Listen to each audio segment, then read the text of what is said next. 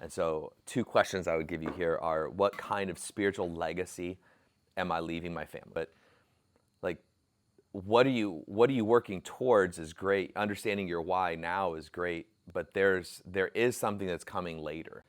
And so, what are you leaving behind when you're no longer around? I know it's a little morbid, but 2 Timothy 2:22 or 2:2 says this, and what you have heard from me in the presence of many witnesses, entrusted to faithful men who will be able to teach others also.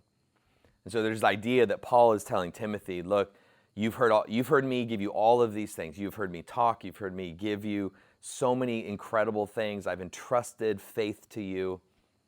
But who is going to hear those teachings basically when I'm gone? Who else is teaching the next generation? So it's not just understanding like it's about me and my kids. It's about a legacy that is going to follow. So Paul wasn't just leading Timothy, although he was leading Timothy. He was leading everyone that Timothy would eventually lead. And so he was building a legacy of faith.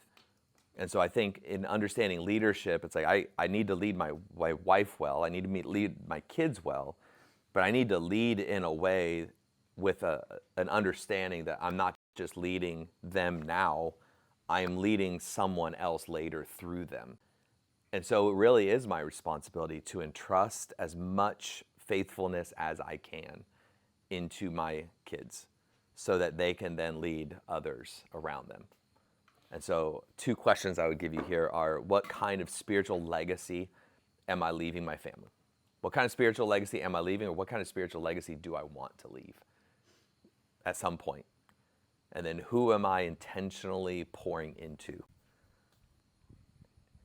And that one, I would just say it's not just about your kids, but who are you intentionally pouring into in life? And so I'm always going to look to pour into my kids, but I also know that in my job, I need to find other young leaders that I can just invest in.